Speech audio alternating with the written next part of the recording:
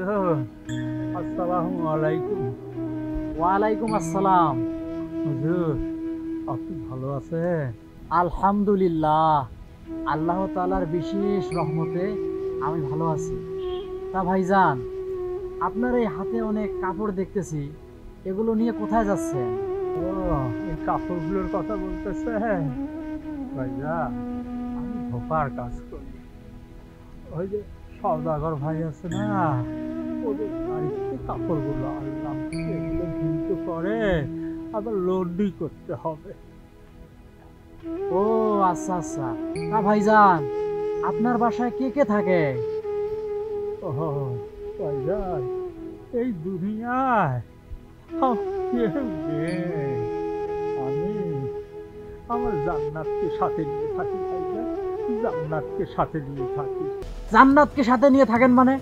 আমরা এত নামাজ বন্দী করি, রোজা রাখি, দান করি, হ্যাঁ, আমরা জান্নাত পাবো কিনা সেটারই সন্দেহ আছে।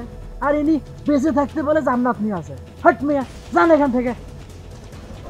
আচ্ছা ভাই, আচ্ছা ঠিক আছে, আসসালামু আলাইকুম। মাতাল আসছে একটা, জান্নাতকে নাকি সাথে নিয়ে থাকে। যত সব মাতালের দল।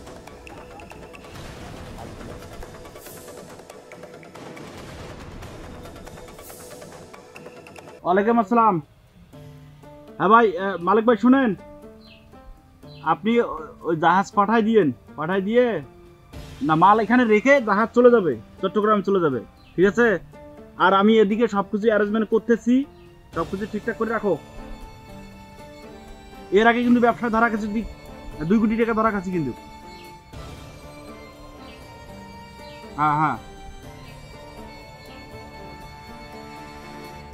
কত লাখ টাকা লাগে আমি দিয়ে দেবো সবাইকে।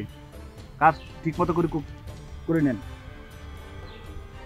ওকে, ঠিক আছে ঠিক আছে।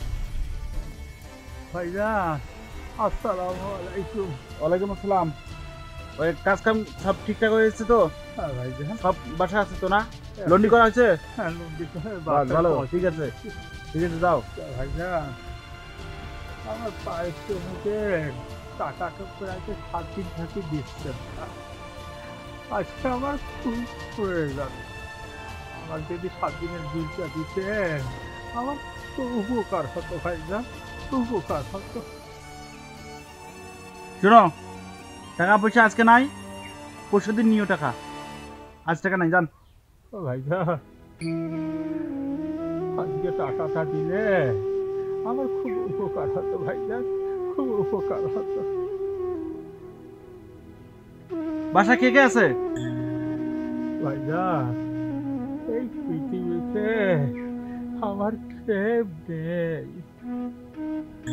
আমি আমার জান্নাতকে সাথে নিয়ে থাকি। হাট, কি বলে? এই কি বলেন এসব? এসব কি বলেন? দাঁড়ান দাঁড়ান ভাই, দাঁড়ান দাঁড়ান দাঁড়ান। আরে কি করতেছেন রে? সরে যাও। আরে আর কি বলছে শুনছো না? দাঁড়ান দাঁড়ান দাঁড়ান। এই গরিব লোকটাকে আপনি এইভাবে মারধর করতেছেন ভাই, হ্যাঁ, এটা কেমন কথা? আপনি মন খারাপ করবেন, আপনি জানতো জান জান জান জান। তুই এত বড় কথা কয়, এইভাবে কেউ মারধর এত বড় করে? কথা কয়। হ্যাঁ, আচ্ছা ভাইজান, আমাকে একটা কথা পরিষ্কার করে বলেন তো, আপনি লোকটার উপরে এত চড়াও হয়ে মারধর করতেছেন কেন? আর বলবেন না ভাই, আমি জিজ্ঞাসা করলাম যে আপনার বাসায় কে কে থাকে, তা উনি বলল আমি জান্নাতকে সাথে নিয়ে থাকি। ভাই, আমাকে তো ওই একই কথা বলেছে সেদিন, উনি নাকি জান্নাতকে সাথে নিয়ে থাকে। ভাই, তাহলে চলেন তো আমরা ওনার পিছে পিছে গিয়ে দেখি আসলে জান্নাতটা কি, উনি কাকে সাথে নিয়ে থাকে। তুমি তো ঠিক কথা বলছো, চলো চলেন চলেন, বিষয়টা এখন ক্লিয়ার হবে। চলো।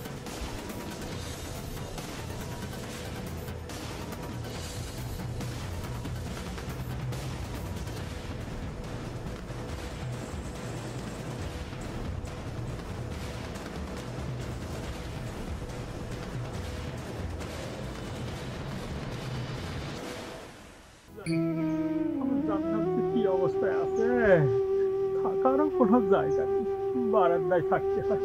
ব্যাস, আমার জান্নাতকে দেখতে হবে, জান্নাতকে।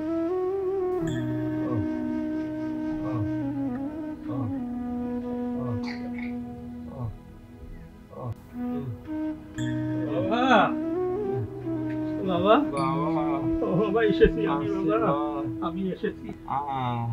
তুমি কোনো চিন্তা করো না বাবা, তুমি বেঁচে আছি, তোমার সেবার কোনো ত্রুটি করবো না।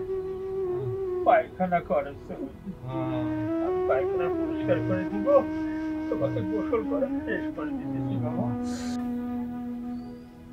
ভাই ইনি তো আসলেই ঠিক কথা বলেছেন। ইনি যাকে নিয়ে আছেন তিনি তো এনার কাছে জান্নাত। আমরা এনার সাথে যা ব্যবহার করেছি আমাদের মাপ নিতে হবে এনার কাছে। চলো, আচ্ছা স্যার, আমি অনেক অন্যায় করেছি, ক্ষমা চাবো। চিন্তা করো না, চিন্তা করো না। হুজুর, আসসালামু আলাইকুম। ওয়ালাইকুম আসসালাম। আরে ভাইজান, আপনি কোথায় এখন বসতে দিন? ভাই, বসা লাগবে না, বসতে দেওয়া লাগবে না। আপনি যা বলছেন, আপনি সাথে জান্নাত দিয়ে বেড়েছেন। ভাই আমাদের নবী করিম পাক সাল্লাল্লাহু আলাইহি ওয়াসাল্লাম বলেছেন, তোমাদের পিতামাতাই হচ্ছে তোমাদের পৃথিবীতে জান্নাত। ভাই আপনি যাকে নিয়ে আছেন ইনি জান্নাত ভাই।